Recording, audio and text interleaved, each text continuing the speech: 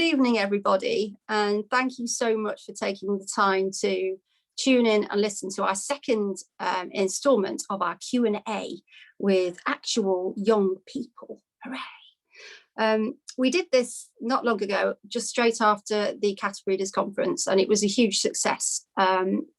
And based upon that and the number of different questions we got sent through and analysed them all, what we found was there was a great number of them which were very specifically tailored towards and moving towards, well, what can we do as youngsters to make ourselves more employable? What do we need to do? What do we need to do as employers to look out for and look after staff? So we decided that this evening's Q&A was going to be very much based around that particular topic, and also bringing in information that may be able to help you and give you some solutions to some of those problems, as well as just sitting here and doing a lot of chatting, which, as much as it's really rather splendid, doesn't actually solve any problems. So have any of the rest of you at the moment got anything to add to that before I tell? Well, I suppose I should tell everybody who you are for a start, shouldn't I? Those who tuned in last time had a very long-winded introduction to these fine people, but just in case you didn't know, the Wes Wally impersonator is actually Rory Martin from Meisker. He's farm operations manager and general, well, everybody seems to come in and out of his office almost permanently, so I suspect he's probably sort of in one way or another in charge. We've got lovely Keith Goo down there, who's in the dining room by the looks of it. Keith, maybe? Yes, Keith is actually a dairy farmer, but to just say dairy farmer, you know, doesn't go anywhere near enough to talk of his experience. He's also herd manager at Huddleston Farms, which is a huge enterprise now, and one that Keith brings a lot of experience to. And last we have lovely Harriet. Harriet's freezing currently because her little house is freezing cold, her boiler's stopped. And she is actually the agriculture and sustainable sourcing manager at McDonald's, and she's a good Staffordshire lass. And just seeing and judging by the fact I'm looking out the window in Cheshire in the snow, I should suspect it is pretty chilly with you. Does anyone want to add anything to what I've just said about bringing the subject back to what we're going to want to talk about tonight? And our title, I think we've come up with, is how to be an attractive employer and employee. Is there anything you want to add before we kind of start? Just quickly from me, Lucy, is that I think we called it laws of attraction, and probably need to clarify that this is not going to be about any advice on dating from us. Although offers won't go unheard as far as Harriet's concerned. But I think we're all just really, we're just really passionate about the next generation, and we're really, the three of us are really keen to attract new talent, young talent into the cattle industry, because we love working in the cattle industry. So yeah, that's, I guess, where we got to talk about tonight's topics. Yeah, any of you other guys, or shall I dive straight in? Are you ready? We should have the parking music now, shouldn't we? Right, so we're going to handle this by bringing up 4 sort of key areas for the guys to talk about. And what I'd like them to do is think about how it would affect them and how they've been affected in the past, and the advice they can give to you as an employee, and also as a potential employer, what they will be looking for. So we're going to start off this evening with a really important one. I think we certainly get asked a lot, is, do you have a career progression plan, and why is it important to you to do that? Really good one for any of the students, and also for people who may be in their first jobs looking towards moving their career forward. Rory, shall we kick off with you first, Poppet? Yeah. Thank you. No problem. So good evening, everyone. Yeah. And thanks to the Cattle Breeders Club for letting us ramble on for another hour. Yeah, I do have a career plan, and I always have, but it comes down to personality type. Funnily enough, me and my wife were discussing this the other day. I plan everything out, and I make a plan, I write it down. I've been told before that if you write something down, you you know, it's more likely to come true because it sort of lodges it there in your long-term memory. But I make a plan and then sort of evaluate every decision against that plan and try and work out how it would tie in with my long-term objectives, and I really try and sort of cross-examine myself and why I want to get to where I want to, and you know, how something's going to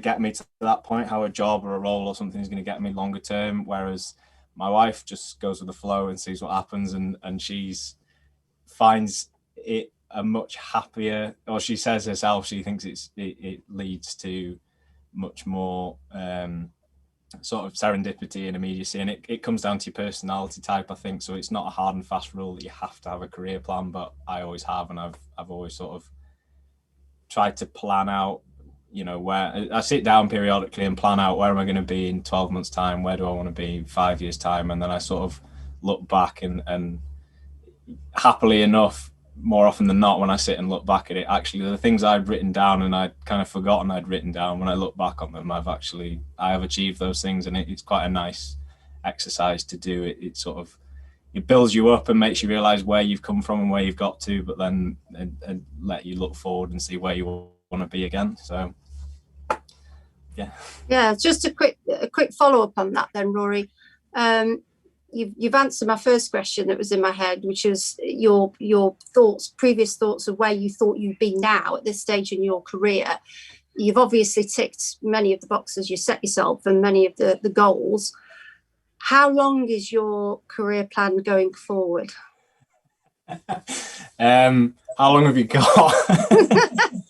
Only an hour. I want to hear from everyone else, please. Yeah, I guess for me, I come from a non-farming background, so the reason I got into agriculture was because I loved it, and I had the aspiration that I think a lot of people have, which is to have my own land, my own business. And then it's kind of, as I've gone through my journey, it's morphed and changed a bit. And that's the thing, is set a plan, but give it room to change, because I was self-employed for a while and decided that that what I really wanted and what I enjoy is sort of managing complexity and big businesses, and that's kind of what's led me to where I am at Myesco. Whereas if I'd stayed wedded to the idea that all I want to do is own and manage my own business, I probably could have done it. Well, I definitely could have done it because I was self-employed, but it would have been on a much smaller scale. It would have been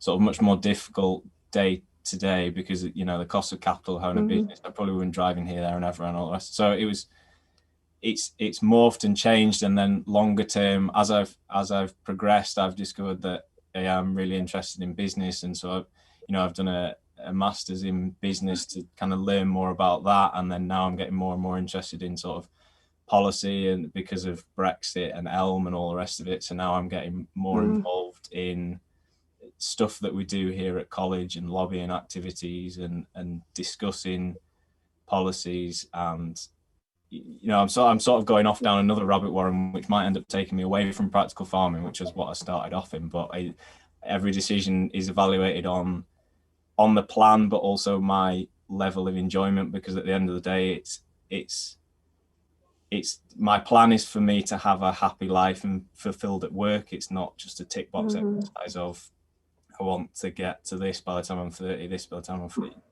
So it changes and morphs. And yeah, it's really interesting, isn't it? Because the old adage used to be, I never left this farm in 40, 50 years. I've never had a day off. It was very much living to work. Whereas now, agriculture itself and any aspect of it has to be a very good balance of working to live. You've got to have a balance of everything, and home life is so important. There used to be a pride in saying I never left this farm. It's almost unbelievable really now, but that's brilliant, Rory. And I suppose to take away from that, it would be career progression through continued knowledge gain, and you're developing yourself and your skills as you're going along to add to your CV and add to you as a person as you're going along. Harriet, let's get you on next, because just to take your mind off the freezing cold, because I start to see icicles dripping off your curtain rail. again, similar question, have you had a plan? And if so, did you stick to it? Did it divert much? And you tell us about what you've done so far and why it's important. Yeah, just to pick on a quick point from Rory as well, I was on a call with a farmer last week actually, and he was talking about working with consultants over the years and what improvements they've managed to make on farm, and cutting their carbon footprint. They're in a much more stable as well. They're in much more economically stable position as well. Beef farmer. But he said the one thing that he hasn't been able to do for me is give me more time, like give me any time off. Nobody's cracked that.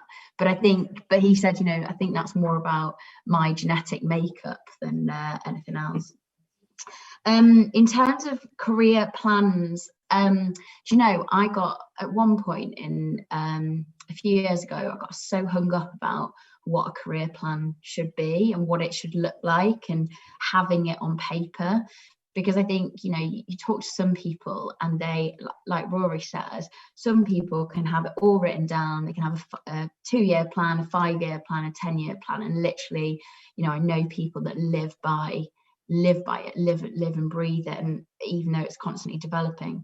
But then also I know people that completely have it in their heads. And I think I'm a bit in between. I've got a personal development plan, but I think what's in my head, but I'm not set, I haven't got a set clear path of where I want to get to. I think when I was 16, my dream job was to, I tried to get as much work experience as possible, and then I did I managed to get a week at Sainsbury's head office working in the agriculture team. And from then I was like, right, this is where I can try and I want to work for a big brand, I want to work in an agriculture team, I want to be an agriculture manager and try and make a positive difference to British farmers if I can. And that's where I wanted to end up. And then I've been really lucky to be able to do that for some big brands. But I think in terms of actually I think I've got away from this kind of worry about having a direct plan written down now. And I think it's more about being clear on just asking yourself some simple questions in terms of, do you know what your strengths are? Do you know what really motivates you? And do you know what you want to do? What are your values? And I think now more than ever, that's really important for young people. Especially for me, I don't want to work for a company that doesn't align to my values. I want to be able to go somewhere and really thrive there. Mm-hmm. And enjoy what I'm doing. So yeah, I think what you need to do, a starting point is knowing what success looks like for you versus having this really clear plan of where you want to get to now. I think so I've managed to secure essentially what was my dream role back when I was 16. I really love my job, but I wouldn't be able to tell you exactly where I want to be now in 5 years' time. But I think that's okay. And I also, other thing I would say is that progression is not always up. I think, consider sideways moves, and, some people go into completely different careers as well. But saying all of this, I think whether it's in your head, whether it's on paper, whatever it is, I think have a plan. I remember somebody at Co-op once saying to me that you wouldn't start this is going to sound a little bit cheesy to everybody, but you wouldn't start any project without having a plan, and life is your biggest project, so make sure you've got a plan around it. There you go. I'll end on that one. Fantastic. Let Keith go. Well, you can't get away with it that quickly. I've just got a couple of follow-up questions on that, because I think you've highlighted a couple of great points there. Work experience. You say you spent a week in Sainsbury's back in the day. Yeah. Was that literally work experience? Was that just an opportunity to get into the room with a team of people who were kind of all going to be inspirational, really? And was that just a pure luck thing, being able to get that week of work experience? No, absolutely not. So I actually wanted to be a butcher when I was younger. Me too. What are you laughing at, yeah. Keith? Stop laughing. Because you can imagine me with a knife. Both of us. So that's what I wanted to do. But I just knew I wanted to work. I loved working with cattle. I loved working with meat. I loved working with food. So that's kind of, you know, what I wanted to do. So what I did is I did a week in the butcher shop that we supplied cattle to. Mm-hmm. And obviously we knew them through because we supplied them. Mm-hmm. And then I did a week in Sainsbury's because it obviously two completely different scales of retail. But the reason that I went there is through network.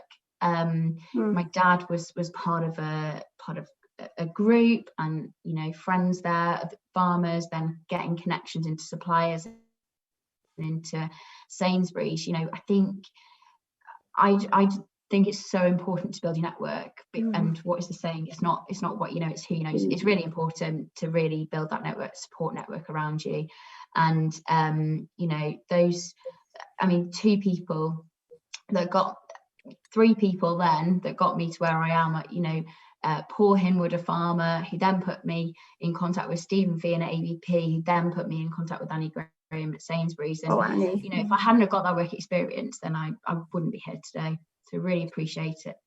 You know, that's brilliant. So I mean, it's a great piece of advice, isn't it, for anybody, students coming out, or even anybody that's in a career and they're just thinking, right, do I do something else?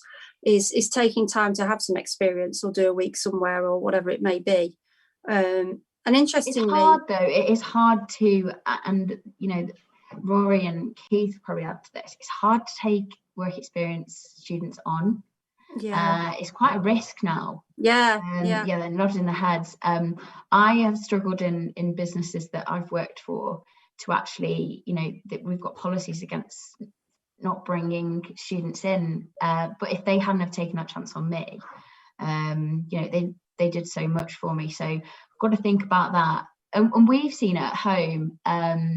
You know, we've taken on a couple of people for work experience, and you know, you've invested time into those guys and you've seen them really progress, and they've completely changed what they were going to do because of what they've done on the farm or what they've done with you. And I think that's massive to be able to have an impact on something like that.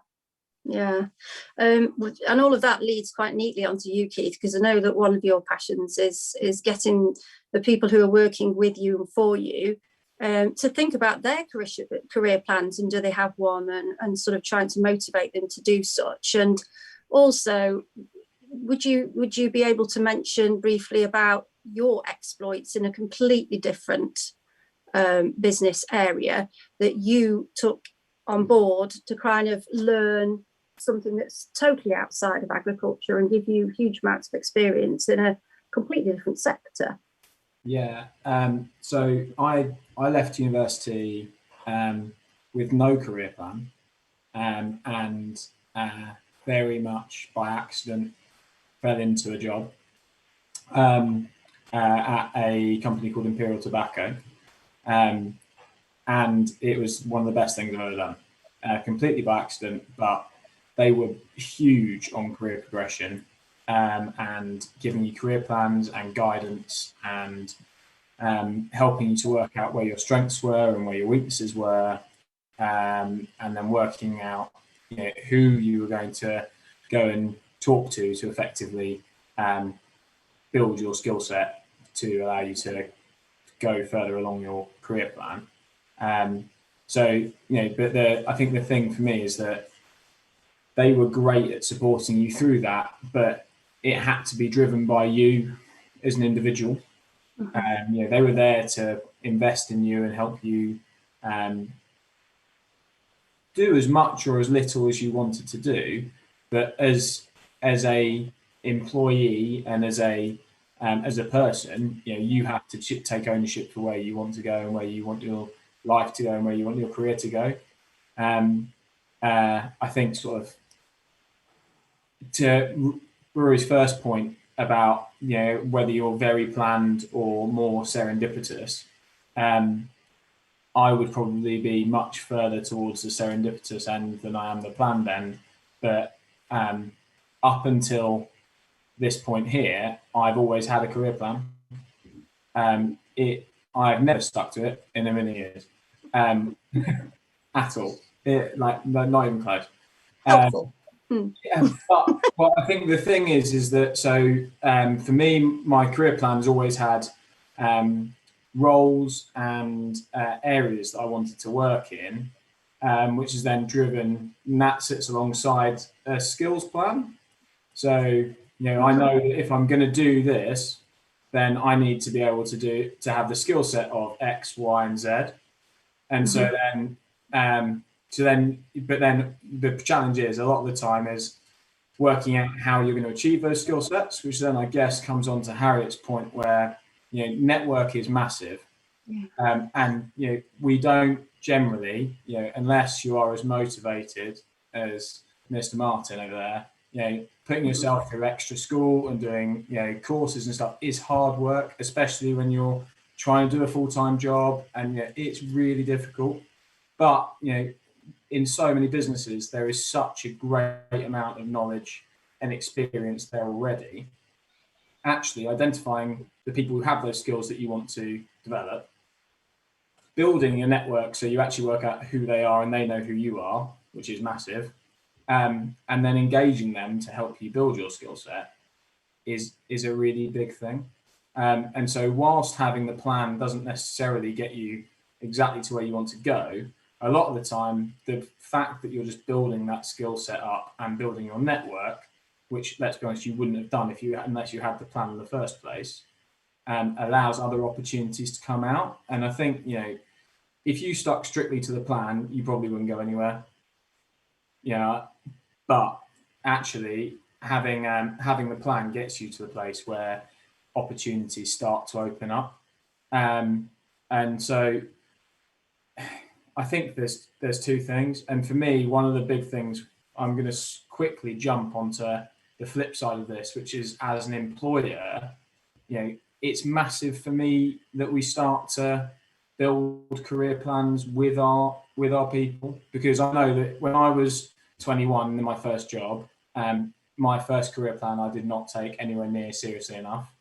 And there was a bloke called Dan Lovelace who sat me down and basically forced me to write my first career plan. And if it wasn't for him, I'm not sure I would have ever done one.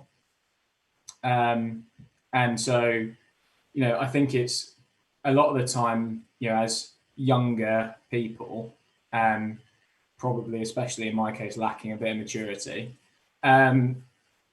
we need a bit of a kick up the arse. We need to be pushed because we're not going to jump. And so the question I was going to flip back to Harriet and Rory was, who, if anyone, helped you start to build your career plans? And was there someone that helped you go through that process, even whether it be formally or informally?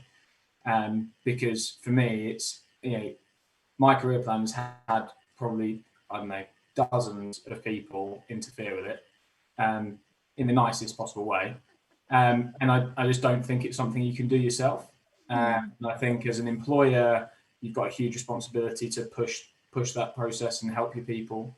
And even as just other bystanders within your network, I think there's a big opportunity to really help. So, I was going to push that question back to the other guys, really.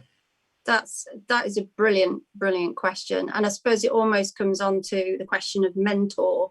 And do any of you have a particular mentor or mentors that help guide you? I know I've managed to acquire a few latterly, which has just been overwhelming to be able to talk to somebody with experience.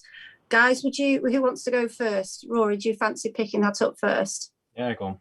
Thank you. It's possibly slightly cliche, but the first person that influenced my career plan and this was my life goals was my dad. my dad left school with nothing apart from like the equivalent of GCSE in woodworking, and he was quite happy. He loves working with his hands. He was quite happy making furniture, and he lived in Birmingham at the time. Grew up in like city centre Birmingham, hated it, didn't like living in a city, and then he looked to move. I think he would be about 25, 30, so around the age I am now actually. And he decided he wanted to move to the north of England, so he looked around at what jobs there were, saw there was a shortage of accountants, went to night school, got his accountancy degree, moved 300 odd miles up to the north of England on the Scottish borders and got an accountant's job, and then hated it for the next 25, 30 years. He always said to me and my brother when we were little, doesn't matter what you do, doesn't matter what anyone's expectations of you are, how much money you earn, whatever it is, if you're not happy doing it, you spend most of your time at work, and if you're not happy doing it and there's other priorities, the money's not worth it, the prestige isn't worth it, it's not worth it. And at the time he said that to me, I was probably either just finishing my GCSEs or just starting my A-levels, and I'd been told ever since I was little, really interested in animals, really interested in like being outside, did quite well at school, and everybody told me, oh, you should be a vet. Started doing work experience on farms and thought, you know what, I love this. But had this thing of a lot of people telling, and I think a lot of people say it to reasonably smart kids, or just in general, people have a really derogatory perception of agriculture. And I got told time and time again, you're too smart to go into farming. Don't do it. And yeah, so I got as far as applying to vet school and got rejected from all of them. And the reason I got rejected, you haven't done enough work experience in vet surgeries. So where my reflection first started, I sat back and I went, well, why haven't I done that much vet experience? Was because I don't actually like being in a vet surgery, so I don't want to be a vet. And then I've been really lucky that lucky or annoying, it depends on your perspective, but every person I've come across that I've had some level of respect, or I think they're doing a good job, I've hassled unashamedly and asked for advice, asked questions of, asked, how did you get to where you are? And I sort of say this to everyone, that you are the grand sum of all your experiences in life and all the people you've come across and all the people you've asked questions for. And that another one of my dad's pearls of wisdom, don't listen to what any strangers tell you or what their opinions are. The only people whose opinions matter are the people that you have respect for. And so I've gone through life trying to live by those principles, I suppose, and I've been fortunate that I've had a long stream of different mentors along the way, or people that I would class as mentors. They might not even remember me anymore, but I've taken something from my interaction with them. And it might not even be people that I've actually met. It's podcasts that I've listened to, or anything really. Yeah, I tell you what, they won't have forgotten you, Rory. I guarantee that. And the apple doesn't fall far from the tree, does it, with your dad, eh? Yeah. No, those are super points, actually. And I think I'll circle back onto that and mentors in a minute. Harriet, what are your thoughts on that? Yeah, Rory talked about influence, and I think, you're influenced by so many people, and I guess that initial influence comes from your parents, doesn't it? Mm-hmm. I think we're all really lucky that we've our parents have been very encouraging. My dad obsessed with farming, and I always admired that really, and that made me really passionate about working with cattle. And it's funny, if you go into a different setting outside of agriculture, I remember I did a training course and they were asking you about what motivates you, what you're passionate about.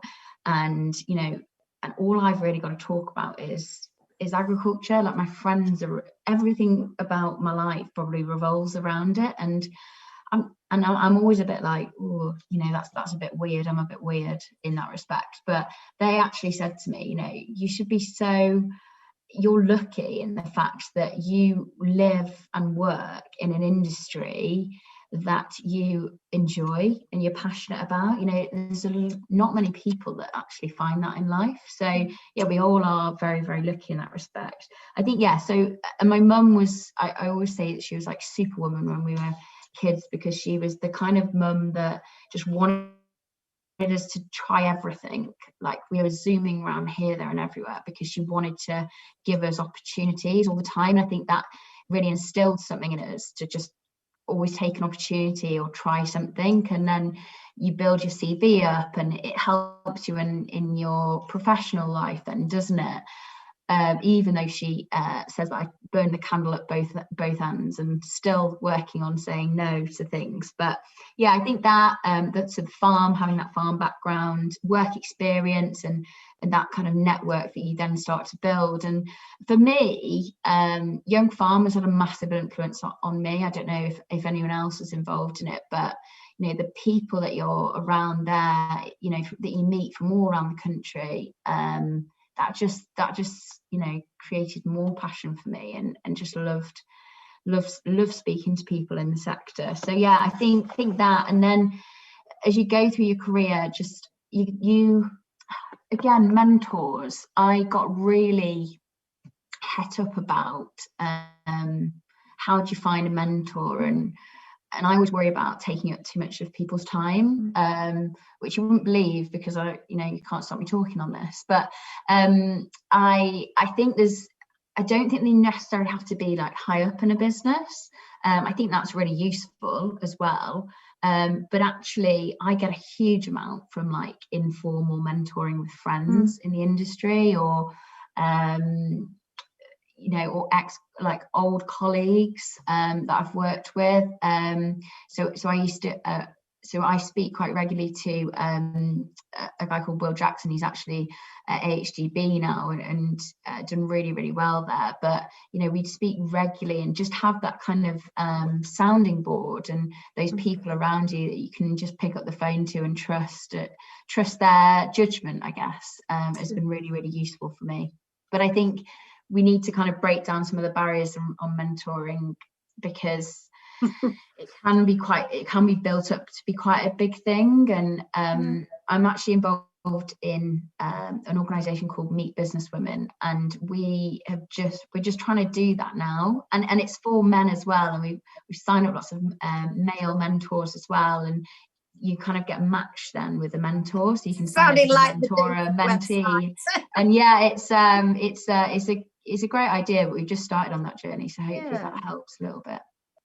We'll maybe try and put a reference to that somewhere on the website, so people can take a look at it and, you know, get the information.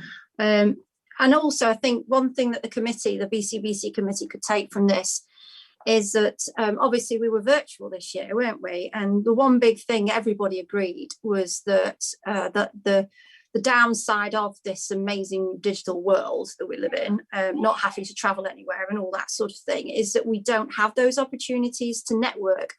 Yeah. And I suppose all three of you probably agree, you know, network as much as possible. Don't be afraid to go up to somebody and talk to them and just ask them, you know, and try really, really hard to just get your motivation up and get your big girl or boy pants on and just talk to people. You know, it's scary. It can be really scary. But if we have a face-to-face conference next year, it may be a dual thing. I don't know what it's going to be yet.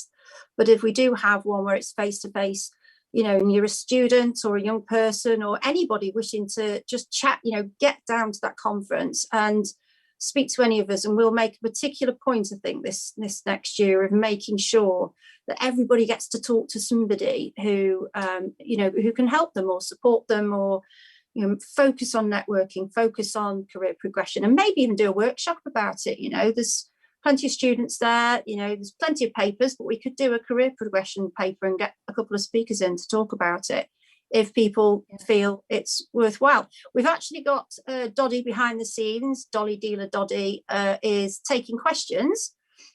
We're going to continue the chat of Splendour. We've hit halfway mark, so we are going to have to jog on with it.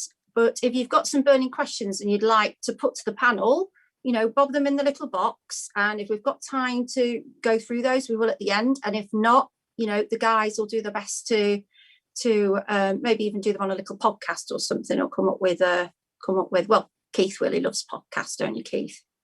Yeah, Talk for England. Right, our next topic of discussion is what do you think are the headline characteristics of a really good employee or employer? So what would you be looking for from both sides of the fence? What's positive? We'll kick that off with Keith, because you haven't said anything for a while. Poppet, over and out. Thanks, Liz. I think that for me it was funny, because when I was looking for other roles, or there were other roles available that I could have moved into when I was in industry, or in my first role at Imperial, it was always about, for me, finding something that was very stretching.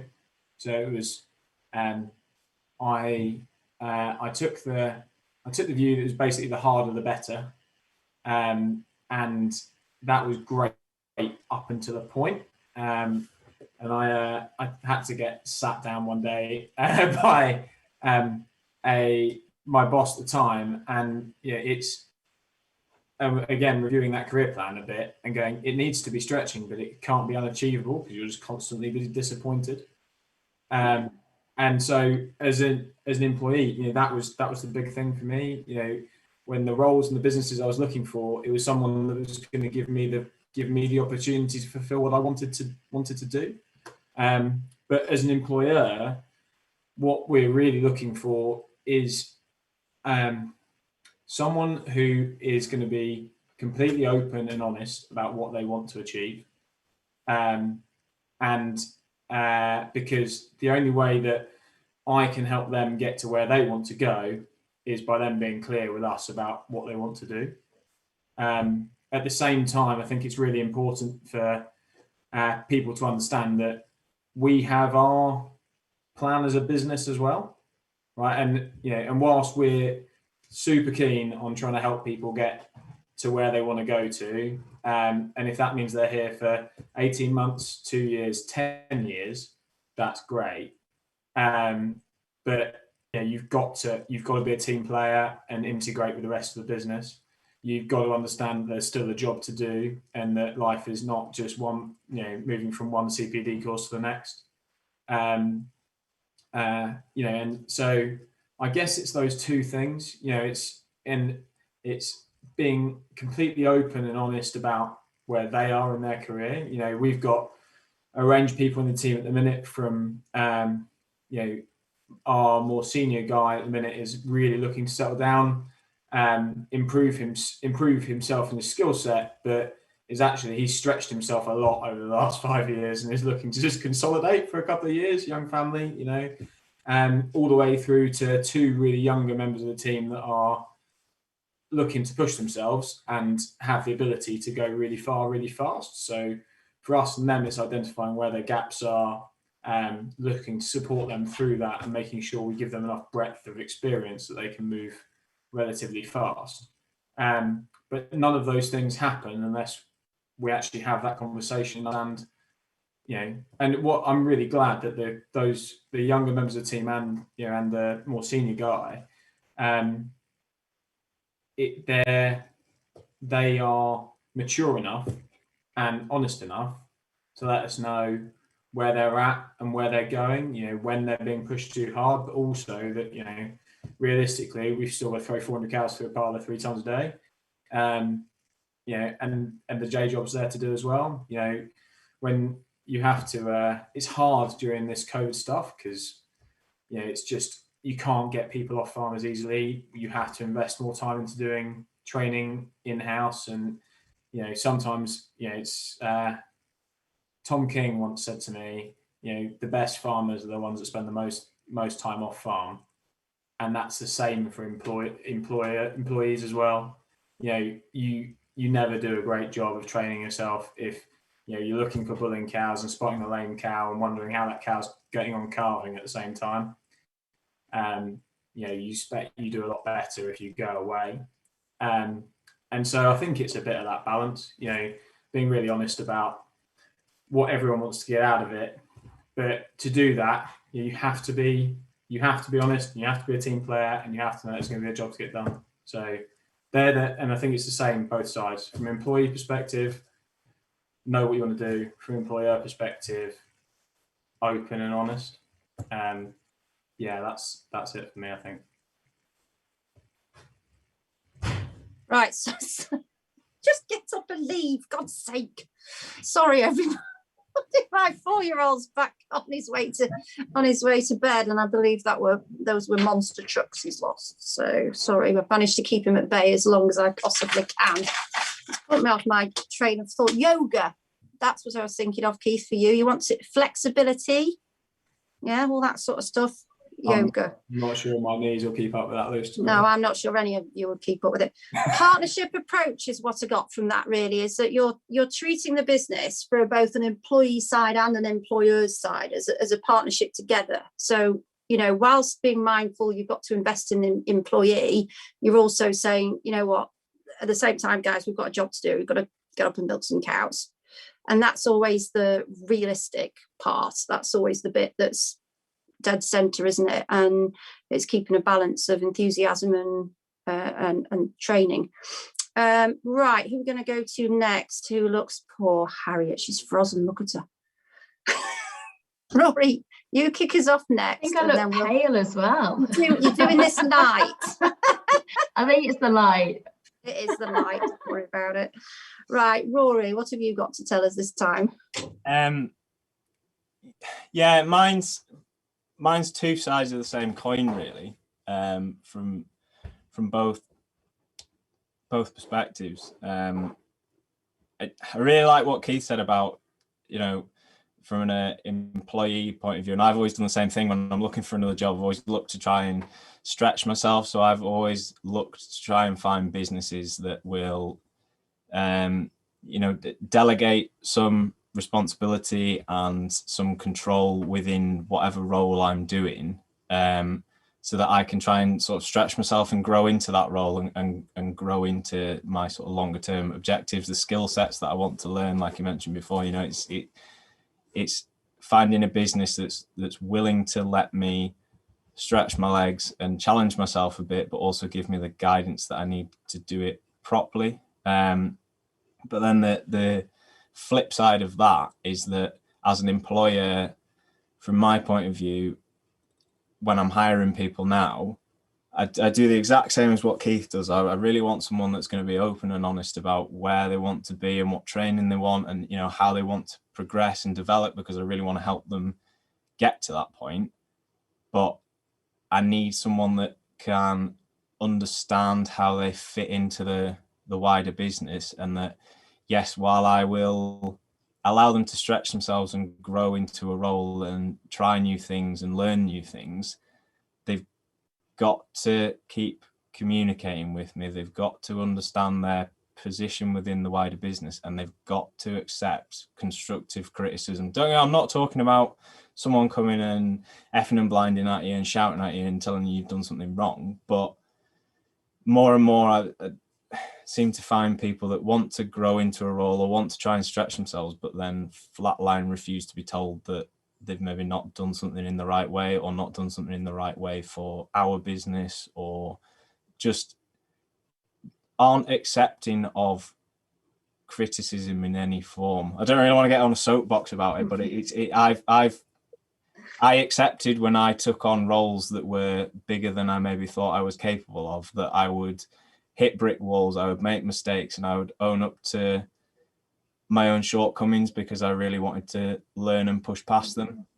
And I suppose you sign an employment contract, it goes both ways. And yes, the employer's got a responsibility to allow you to grow and sort of facilitate that growth, but you have a responsibility as an employee to make sure that the day job, as Keith puts it, is still done and all the jobs are ticked off the list. And if something, and that you will put your hand up and say if something is too big for you or too complicated, or you think you can do it but you might just need a little bit of help. And it's that thing of both sides having to be afraid of someone not necessarily knowing exactly what they're doing, because any issue is surmountable. You can deal with it as long as you as the employer are aware that that person might need a little bit of help or might need showing how to use or do something. It's not an issue. There's nothing wrong with someone sticking around and saying, I don't know how to do that, even if you think you maybe should know how to do that, because now you've got this role and suddenly I should know how to do everything because I'm the farm manager. I'd rather ask than have a blooming go at something and knacker it. It comes down to attitude, a lot of it, doesn't it, on behalf of both the employer and the employee. And you do sometimes find challenges in employers sometimes, that if you do ask a lot of questions, I've seen it happen where an employee's been very good at asking the questions and then got very heavily criticised for constantly having to ask for help or ask for advice. But it will take a lot of sort of like you say, good communication. Keith, you had a point on that. Yeah, so I just wanted to sort of echo a bit, I guess. There is nothing more valuable in your entire career, I think, than knowing how to do the basics really well. And in the hard yards, when you're starting out, serves you no end of value going forwards. The big thing that sort of ran this home, I guess, for me is in my first job, I spent my first 6 months driving around Aberdeen selling cigarettes from corner shop to corner shop out of the back of a car for Imperial Tobacco. And it was, grounding, I think is probably a good word. But then when you're sat in a boardroom, the CEO's never been to a shop at all, and you can explain that actually, when you were talking to this shopkeeper in the middle of Aberdeen, and you can use real life experiences, or and it works whatever your job is and however far you get, having that real grounding and actually being able to do the basics really does make a difference. And putting those hard yards in at the start allows you to move much faster in the long term. So I guess just echo Rory's point where you do have to put the groundwork in and get the basics up, because that experience allows you to say, actually, you know what, when you move on to something in a new area, because you know that you can nail something else, it gives you the confidence and the ability to say, actually, I don't know. You've got to do the basics really well in at least one area, because otherwise, similarly to your point, Luce, people will start going, well, what do you know? You do have to do some stuff and really know your stuff in some areas, otherwise you got nowhere to go, really. Yeah, putting the groundwork and be proud of it as well. Harriet, my freezing little friend, what have you got to add to this? Yeah, I think you're both right. It helps you build rapport, doesn't it? And I think it helps you understand your role, give better insight, but also I think it helps you communicate and get on, make sure you can adapt yourself to get on somebody's wavelength. I think that's quite an important skill. Something I wanted to add to the conversation is about culture, because so I guess in terms of what I would be looking for in an employee, very much about that openness, open and honest, open mindset, hardworking, so that the boys have talked about that as well, just having that drive and being passionate.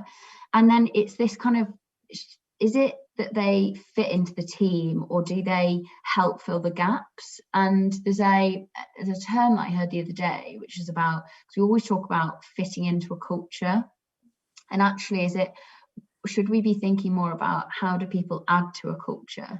So culture add versus culture fit. And I think it's so easy to employ somebody that has qualities that you like or that are similar to yourself. and it's much harder to bring in somebody that is different to you and has different views, but actually, you know, there's this huge value in doing that as long as they can fit as part of the team. So I think that's quite an interesting one to think about, and be good to hear Keith and Rory's views on it. And one thing I'd say on bringing in an employee as well, it's about how can they come to me with to help find solutions versus just coming to me with problems. That's something as well that I try and work with my team on an ongoing basis. In terms of, I guess, what I want from an employer, I try to think about, and that culture, I think it's about having them trusting me, giving me responsibility, and me having a clear role in a business. I think that's so important.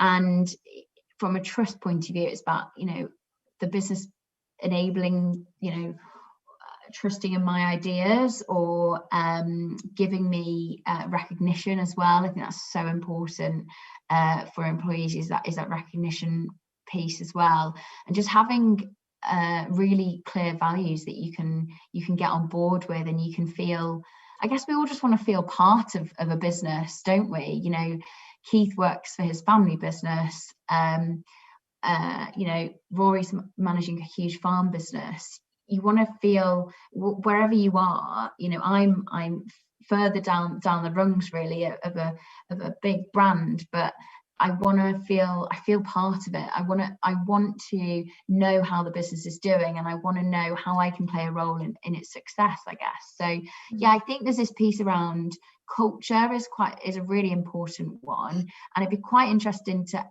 I'm going to do a Keith here and ask the boys, how do they think the cattle industry can improve our culture, or create a more attractive culture, I guess. Wow, listen, this is seriously good stuff. Karen will be out there, our chairman of the club somewhere. Karen, good evening. I see this as a really great topic for another paper for the conference as well next year, and also between now and then, let's have a bit more conversation around this, because Harriet, you've really hit some nails on the head there. We've got one more question after the next one that we're going to tackle, but to be honest, you've very much covered a lot of the employer, what have you learned, the do's and don'ts. I think we've covered a lot of those. So are you two okay to just move forward and answer Harriet's question? Because I think that was a real corker. Can you remember what it is that I've gabbled on? Just about, I was going to ask Rory if he wants to rock, paper, scissors, who goes first. I'll go. So I think there's the culture thing is really interesting, and culture add is a real positive. I mean, since I've come back, we've moved from an all-male dairy team to a 60-40 male to female ratio, and it massively has made a positive impact onto the dairy. You know, because we have more people with different personalities and different ideas, and everyone brings something different, whether that be slightly more attention to detail, or actually sometimes, you know, we stop taking so many risks because the lads stop, you know, not necessarily being such macho morons. Does happen, and that's made it's made the environment much nicer to be in as well, and I think it's a big thing. I think the more diversity we can get, both from everything we do. I mean, we've only got 5 roles to fill, and there's only so much diversity you can get. But the more different views and opinions you make, the better you discuss, the better your business will do. And I think that's a massive thing. We've got to make the job fun. You know, there are so many, especially in dairy, you know, where we're, you know, burning the candle at both ends, and one of them's not partying. And that doesn't make it easy for anyone. You know, both from a developing people perspective, but also from a health and safety perspective, and from just getting people to want to turn up. You know, we've got to make the gig fun. And that means not working everyone really bloody hard. It means giving people the opportunity and the time for personal development. And it means giving people the flexibility to work not completely their own way. You know, I'm a big believer in protocols, but having enough flexibility that everyone can do the job. You know, just because you can't lift that 35, 40 kilo bag of whatever it is, doesn't mean that, you know, you can't be in our team. It means we need to find a way that enables you to do that job. And I think, you know, they're all things that we need to do within our business. Are they Charles's dress? Is that Charles's pajamas? No, it's my dressing gown. Oh, that's good. No. Sorry. Like the more different views we can get, and the more we can talk about those things, the easier we can make change, and we'll do a better job of everything if we talk about it and get different ways to do things. So yeah, that's where we're at today, and I'm sure it's not where we'll finish, and there's still a ruckload of work to do. But if we can make the job fun and we can make it as diverse as possible, then, you know, I think we'll have a much better outcome. I've rambled long enough, I think, mate. No, Can I just ask, Lucy, do you mind if I just ask? No, crack on. Do you have like for the business, do you have like an overall kind of mission statement, if you like, that you talk to your team about? Or it's probably laminated and stuck to a wall. Is it cute? Not even close. It's something we've talked about for a long time. Within the dairy, we sort of we always talk about just having healthy cows, because realistically, that's all that. I'm very conscious that I don't want to put too much pressure onto the team, because a lot of the time, you know, there are fundamentally bottlenecks in our business that they can do nothing about, that can make or break their day, month, year. You know, our washing machine failed last month, and that made life really hard for 4 or 5 weeks. And there's nothing they could do about it.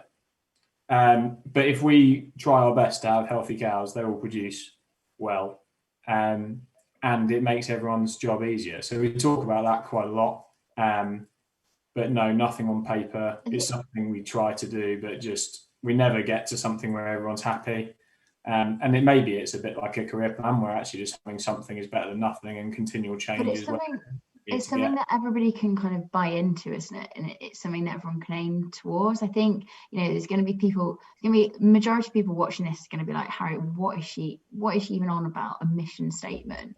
But and I don't mean it something written down. I think just having this kind of overall, you know, this is where we want to get to as a business, this is what you're part of. I think that's quite important, isn't it, for culture, to create the right culture. Where I think one thing we try and do a lot, and we haven't done for probably 5 weeks, we need to get on, is we have pretty standard targets that we review quite a lot of the time, and I'd be disappointed if the team couldn't tell you what at least 4 out of the 5 of them are, and what good looks like, and at least roughly where we are today. And I think, you know, they also understand what they do on a day-to-day basis impacts those things. And I think that does help. And the more we can do about getting people involved with, you know, costings and actually understanding where it comes to on a physical basis. You know, it's hard for us as a mixed farm, because, you know, you can have the best milk price in the world and do a great job, but, you know, if it's really dry and we get the same drought as last year, and we don't make any forage, and you know, we have to combine most of our wheat for whole crop, that doesn't really help everybody, the whole business. So it is quite difficult, but if you can stay true to your business unit and make sure that everyone is bought into how they impact what their job does and where they impact the overall business, I think that's, you know, quite positive. Yeah, and it's not nonsense, Harry. Honestly, I did a Nuffield scholarship in 2005 and travelled quite extensively through North America. And pretty much most large dairies that you went to had, which is why I was taking the mick about the laminated sheet, but most large dairies have a laminated or printed out sheet that's stuck to the wall with their mission, and it says mission statement. And they've brought everybody in the team into it, so they feel part of a process, they feel part of progression of success, and the whole team kind of shares in that through KPIs and training and all the other things that go with it. But everybody can see where the whole business is trying to get to.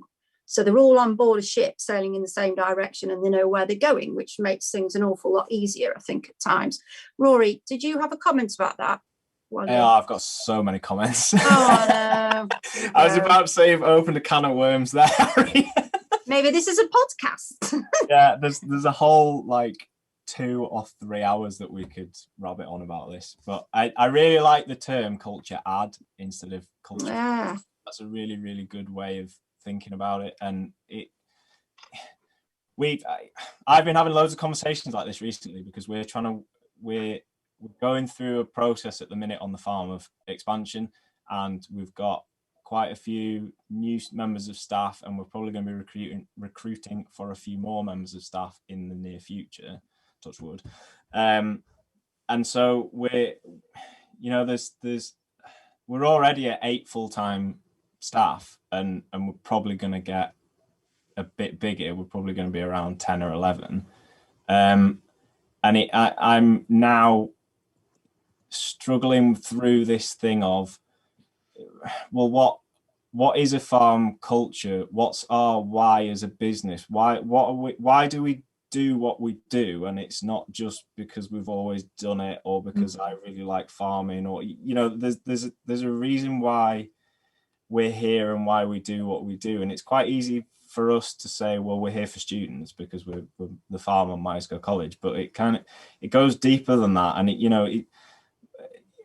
my herdsman and my shepherd doesn't do a month straight of 16-hour days in March at lambing time for the students. She does it for a deeper meaning to herself. And you've got to do it at a business level and then at a personal level. And I'm now changing the structure on the farm quite a lot. I've an assistant manager who's reasonably new in post. I think he's been with us about 6 or 8 months now, and he's got a really hard job coming in because he's got to give me, who's a bit of a self-confessed control freak, a kick up the bum and get me to start letting go of stuff and sharing stuff. And I really like the idea of, I want our culture on farm to be an open culture where, even if it's me scraping the yard for some reason because someone's on holiday or whatever, and I don't do it to the right standard that general farm worker does it to every day, and they come in the next day and they've got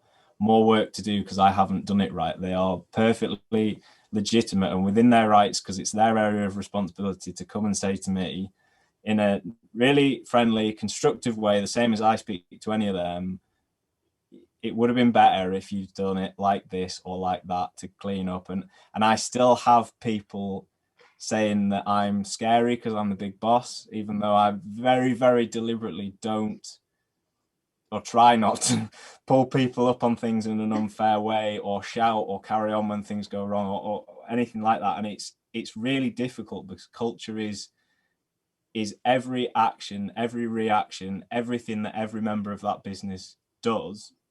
And you've got to be conscious about it, and you've got to, if you want to change it, you've got to be conscious about it, and you've got to be deliberate in every action and reaction. And I was thinking about it earlier today before we had this conversation, actually, and it's like I've worked for big businesses. I've worked for a big feed company that was, active in 5 countries around Europe. I've worked for tiny little family farms that, like, you were the only worker apart from the family, sort of thing. And there's that thing that my staff sometimes struggle with coming from the rest of the industry, which is, well, who do I work for? What is Myerscough College? And it's like I always say to people, Myerscough College is none of us and all of us at the same time. Like the corporation, it doesn't exist in reality. It is the sum part of everyone that works for it and everyone that interacts with it.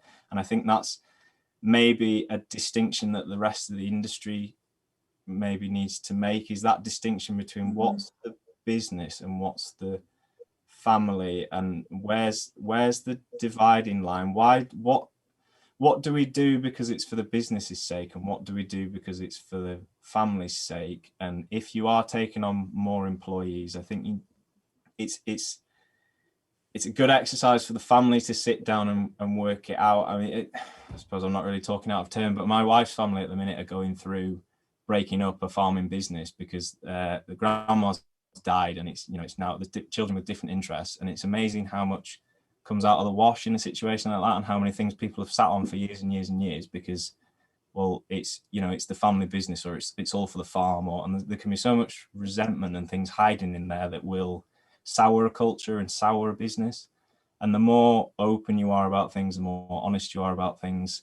And it takes a lot of bravery to do, but I think you as an individual and the business as an entity will be better off for it. I mean, you asked that question and I've written down about 13 points without even thinking about it. So I'm going to shut up.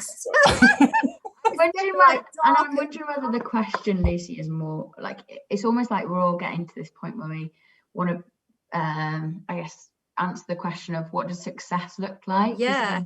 Employer, or what do we want to be known for? What makes yourself an attractive one? Yeah, and then get people to buy in, your team to buy into that, but also asking that question of yourself, and that's what your career plan is, I guess. But and that's then, I guess, how you create a culture. And then I think the other question is, how do you celebrate success? I think reward and recognition is so important when you're employing people. Yeah, I mean, that is one of the big things for me as well. In past experiences, feeling valued and feeling as if you've put your 100% in. You've really, really, really, you cut you in half. You'd have the business name written through you. You're so passionate about it, but it's balancing that commitment with the reward that's just and fair. And it's very difficult to do, I think, and it's something that I do believe family farms, probably historically, and businesses generally going forward, maybe need a bit of help with. Where do you see, is there a big gap there? Should, say, for example, there's a family farm just up the road from me now, won't name any names, obviously. Perhaps shouldn't have even said they were up the road. They're 50 miles away from me now. A random nondescript farm, and it's going so dark in here in a minute you won't actually see me. But now they've got a son, and he's not very keen, but he thinks he's going to get it all right. So he's not qualified, he's not been away, he's inherently qualified by the fact that he's the only son and heir. So all the family are running around trying to get everything ready for him, but he's not bothered. He's not bothered. I mean, he is bothered. He wants to take it on, but he's not. He's a sort of person that just needs to maybe go away and do some work for somebody else who will, and sort of bring him into a culture, will help him see how you structure a team, will help him see that there are other people in the business other than just him. But there's a cracking example of some young pup comes back and upsets everybody in the whole team because suddenly he's in charge, and it's do you see that as sometimes being an issue of people coming back and maybe not being prepared? Oh, here we go, another podcast. Rory. Yeah, I was just gonna come in on that because we have to put a light on in the background. Carry on. Carry on. Not coming from a farming background, but aspiring to have my own farm. I've possibly because it's me and I think 50 years in the future anyway, but I've thought about this a lot and discussed this a fair bit with my wife and all the rest of it. And so we don't have kids yet, but we're thinking about kids, and I'm already thinking about what happens when I die and what do I pass on to.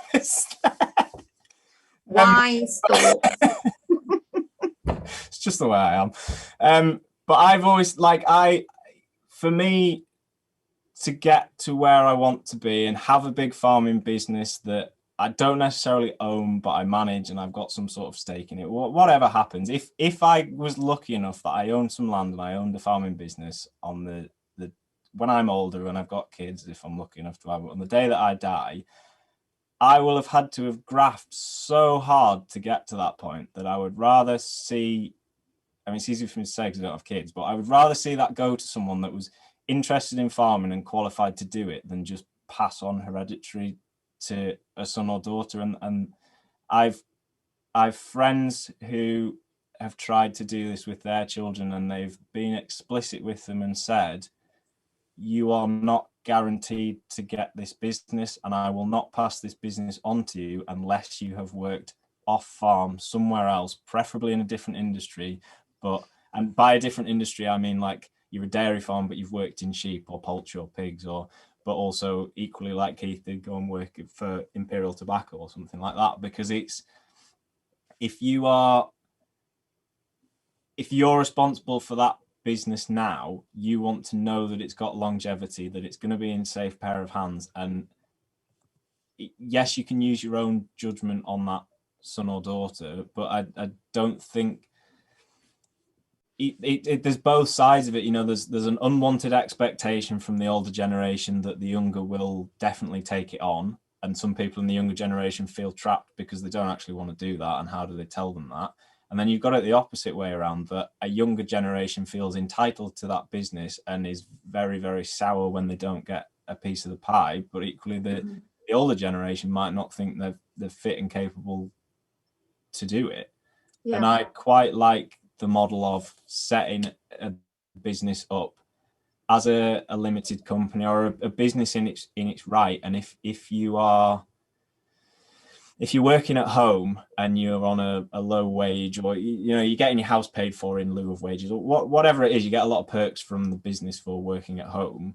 Like whatever income you've got foregone should be being parked up in a virtual ledger and being accrued as shares in that business, so that when the time comes for a transition, or if another sibling, for example, has gone off and worked somewhere else and accrued a load of money and decides that they want to come back to the farming business, they've worked somewhere else, they've accrued money for themselves, they can buy into that business and buy shares of that business and try. And that's what I was saying before about being a bit more regimented about what's the business and what's the family, because I don't think moving forward, as things get more volatile, as contracts get harder to keep, as corporate social responsibility becomes a bigger thing and the processes and our customers are demanding more and more from us, I don't think the old ways of we farmed here for 125 years and we're entitled to farm here will last. I think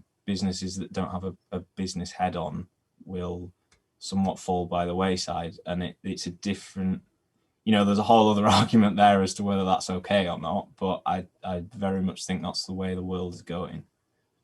I don't know what Keith thinks.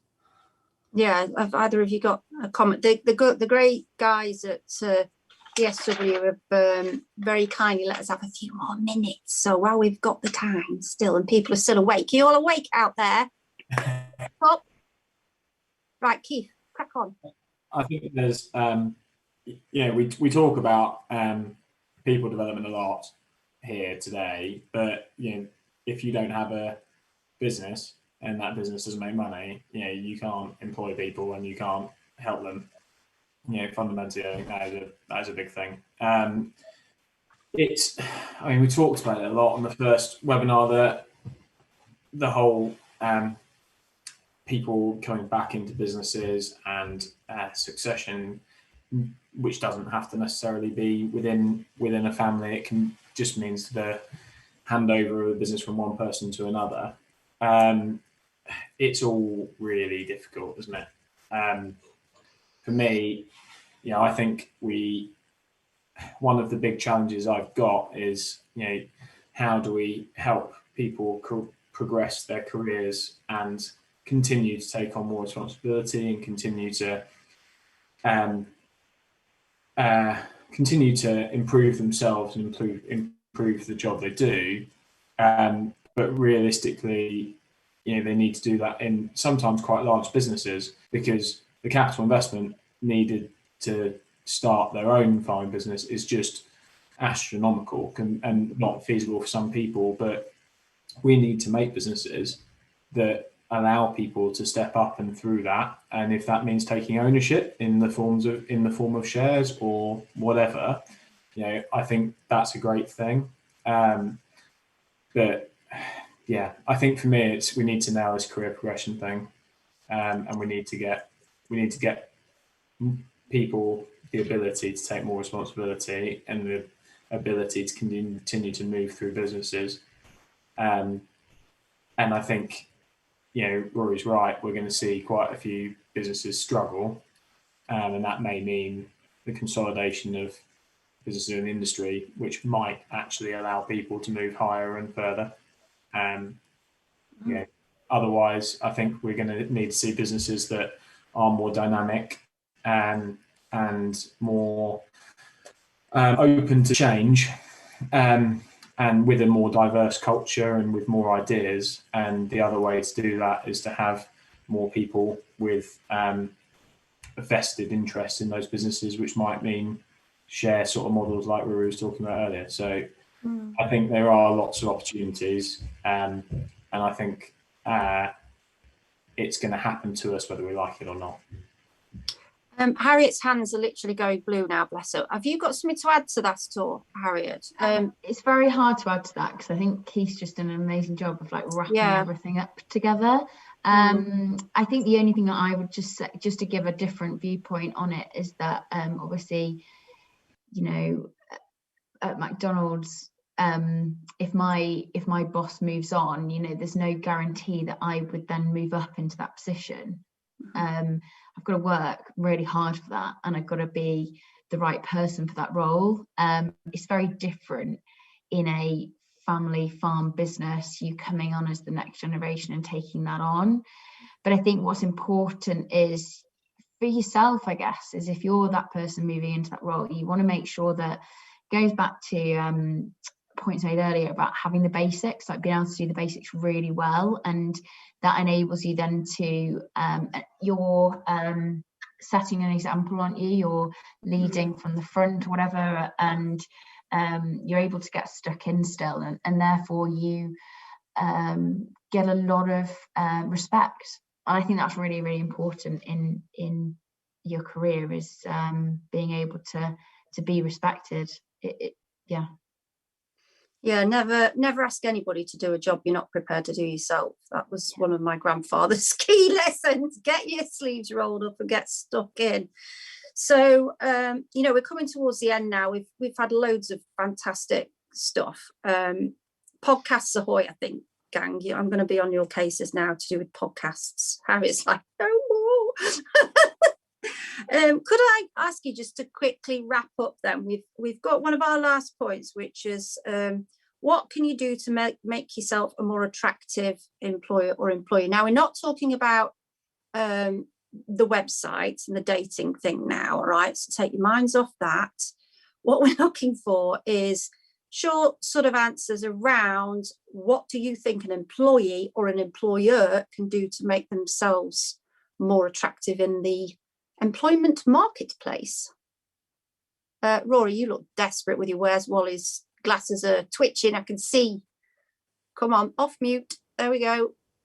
Let's have it. I've been told too many times I like the sound of my own voice too much, but anyway. Not too many times. Yeah, all right. But it's very worth everything you say. So from an employer's point of view, looking for potential employees, on both sides, you've got to be honest about stuff, haven't you? And that honesty will carry on through and will make you more attractive to,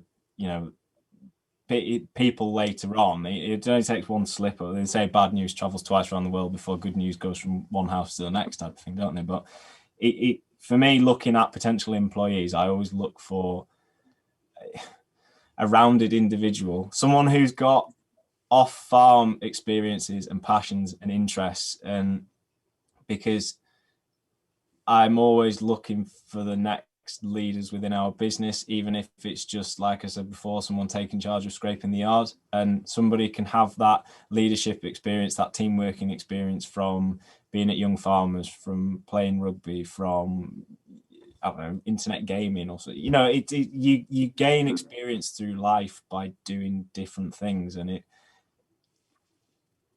while I don't necessarily look for people with farming experience, I look for people that have got the right attitude, the right culture add, the right whole package as an individual. And you look at the skill set they've got, and then you compare it to the personality, and then you compare it to how they're going to fit in with the rest of your business, and what you think they can get from you, and what you think you can get from them. And it might sound bad, but I wouldn't want to employ someone that's perfect at the job that I'm advertising for on day one, because it won't fulfill them, it won't stretch them, and so they're probably going to leave fairly quickly.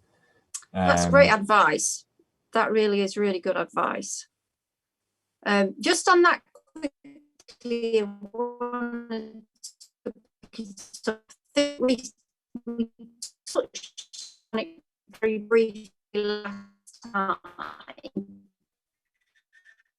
was to do with the fact, if you invest all this money and training, and you brought to leave and move on to bigger and better things, possibly, a lot of employers fear that they will just take what I've taught them and move on.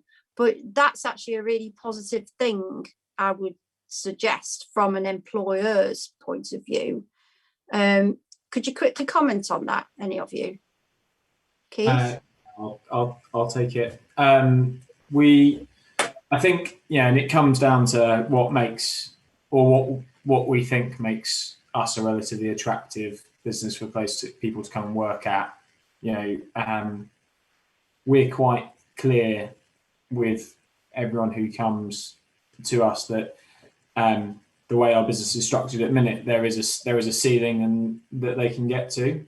And in my 5-person team, we have a structure and there is a hierarchy, and people do continuously work through that. And the hierarchy changes, a little bit depending on who we have at different points.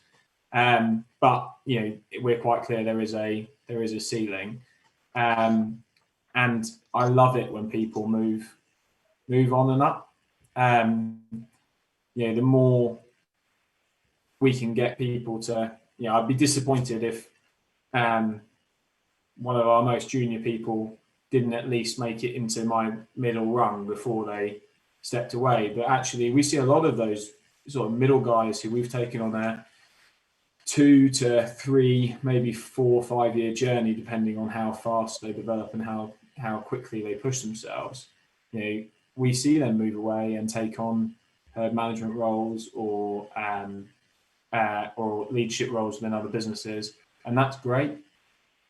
Because realistically, I know that as long as I haven't done a terrible job with the guys at the bottom, I should have the next person coming into that role straight away anyway.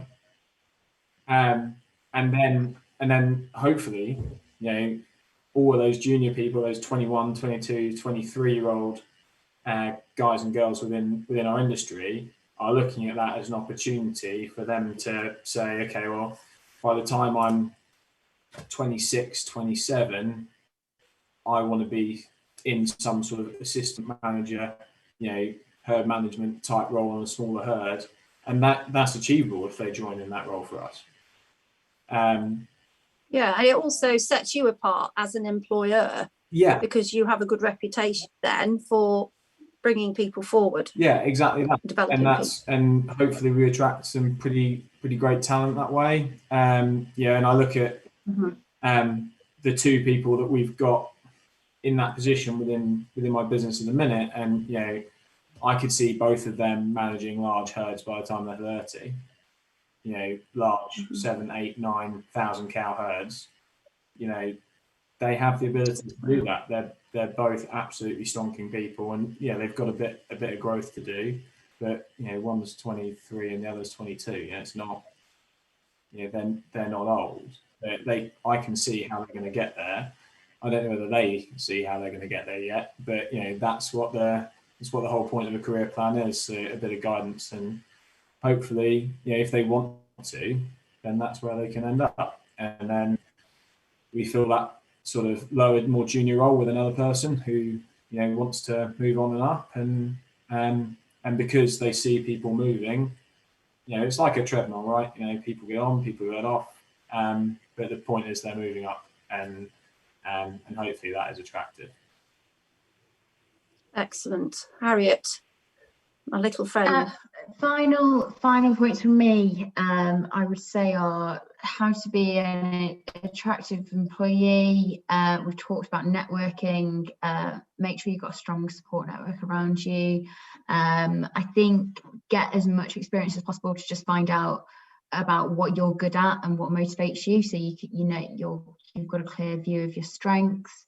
And then I guess to wrap up the employer conversation, my takeouts there around creating the right culture, and I think in terms of developing others and seeing them go elsewhere, it's I love being able to play a part in somebody. There's so many people that have helped me. For me, then it's almost like you're giving something back to others. You're able to make a positive impact on someone else's career or their life, and I think that's just so rewarding, and I just feel lucky to be part of that. So I think creating the right culture, and I think for me that means about having a clear goal or mission statement, I guess, for the business that people can actually buy into and feel part of, but then having clear guardrails in place. Keith talked about the fact that there is a ceiling here, but it goes with everything, isn't there? There's clear don'ts for any business, and I think it's just being clear with people about what they are, do's and don'ts, and then just being able to embrace ideas, other people's ideas, being inclusive and being able to embrace change. Farm businesses particularly, we're just this constant change we've got to adapt to. And I think we've got to just try and be as agile as we possibly can, both in individually in your careers, but as businesses as well. So overall, I think whether you're an employee or you're an employer, I think having that clear view of what success looks like and being agile in your approach to that, I think is really important. Brilliant. See why we've got her on the panel, everybody. Rory, have you got a last word you'd like to say on this matter? No, he's got a podcast. That's what he wants to do. Yeah. No, I was just going to say, I sort of asked Keith as well. I know Keith's got one big. Yeah, he's got a comment he wants to what you've just said about your two junior employees, I think is really, really, really important to have that conversation with them and tell them that, because sometimes I know I get it, and I'm lucky enough that I've got friends that tell me to stop being an idiot, but everybody gets imposter syndrome and they don't think that the aspirations they have or the job that they have or the skill set that they have is as good as it is. And it sounds like a really stupid HR-y type thing to have to do, but doing annual reviews with people and sitting down and having those career progression conversations, I think is really, really important and actually really useful to you as a manager of people and useful to the people themselves to think about it. I've lost count of the number of times that I've sat down with staff and had a conversation. It doesn't have to be really formal and really like staged. It's, I have a laugh with my staff when we do it and we have a joke around, and, we do the concept of like a 360 review, and I'm as much asking them for feedback on me and our interaction for the year as I am them. But lost count of the number of times I've sat down with staff and said, right, so where do you want to be? What training do you think you want to do? What do you think you need to do to make you better at your job? And don't know what I want to do, don't know where I want to be, don't know. And some people that you get coming to work for you won't have being exposed to those ideas. You know, why do you go to work? Well, I go to work to earn some money. That's what I do. And I've people don't necessarily understand where the career progression can be within agriculture. I was having a conversation with one of my staff the other day. I don't know what I want to do. I don't know where I want to be. Well, it strikes me that I think your personality is like this. You're really good at this, this, and this, and your aspiration could well be, you don't want to be a farm manager because you don't want to sit down in front of a computer and do all that paperwork. No, you're right. I don't want to do that. Right. So your aspiration could be as a farm foreman. And, you know, that's an option that we looked at here, is having, because technically we have 3 farms, but we've run them all as one unit. Well, used to have a farm foreman on each farm because the farms used to be distributed. We're lucky enough we're in a ring fence now. And, you know, it's opening people's eyes to the different things. You might think that you've got staff that are fantastic and can manage 1,000 cow herd. If you don't tell them that, they're never going to know that they could possibly do that. So I hope I think you will have had those conversations already, but it's just a comment on that, really. Yeah, thanks, Rory. Keith, would you like the last little wrap-up word? Two bits. I guess I'll go back to Rory because... one of them we have had that conversation, and the other one, it's funny because he's I guess you do know we're live, don't you? Yeah. I just thought I mentioned that we're not just chatting randomly. I guess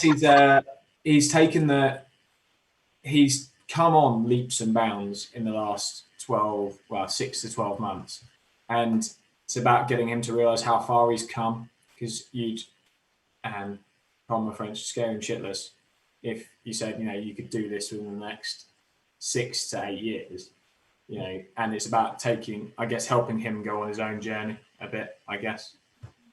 So we will get there, just might take him 6 to 12 months yet. My final thing was just how it reminded me about my personal bugbear when we're employing people is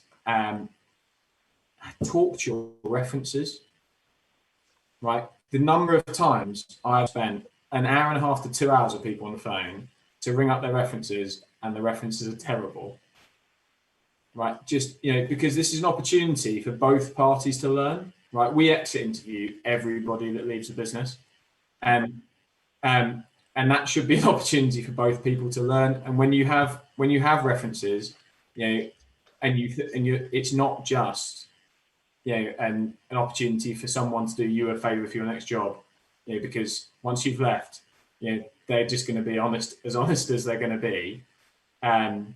You know, talk to your previous employers and use it as an opportunity to learn, and ask them whether they're going to be positive or not give you a reference, because, you know, it makes quite a big difference to your next role.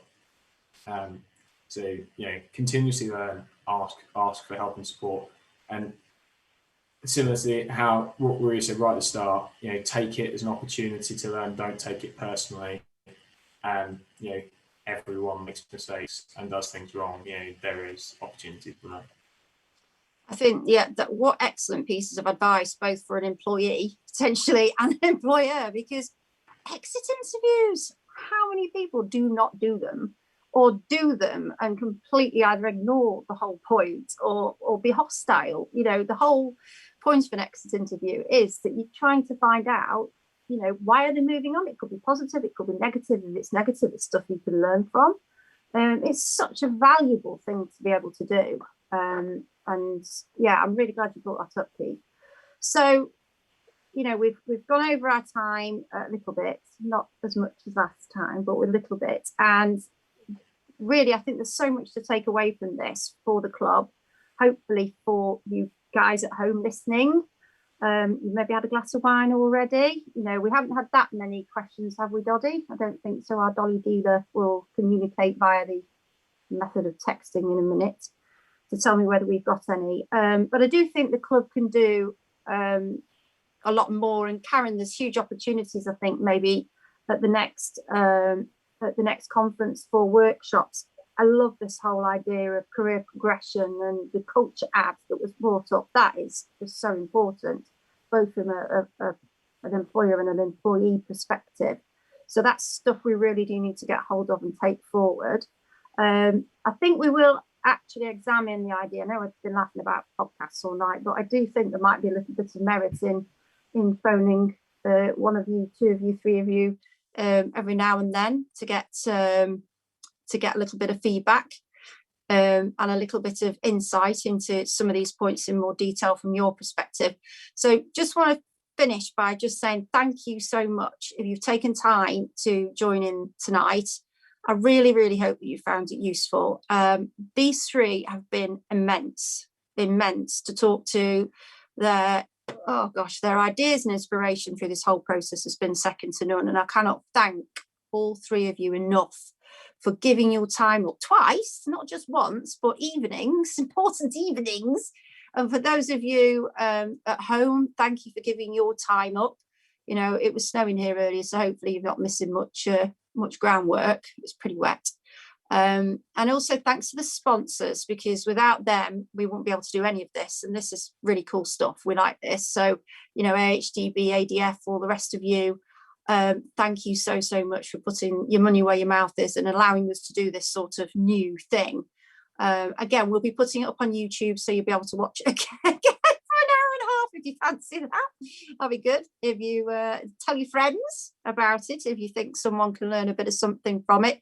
Thanks to ESW, the guys, Chris and Philip, have been amazing. They're down in Totnes tonight and missing a night in with, I don't know, Chinese and a film or something to do this for us. So much appreciated, guys. You're absolutely brilliant as ever.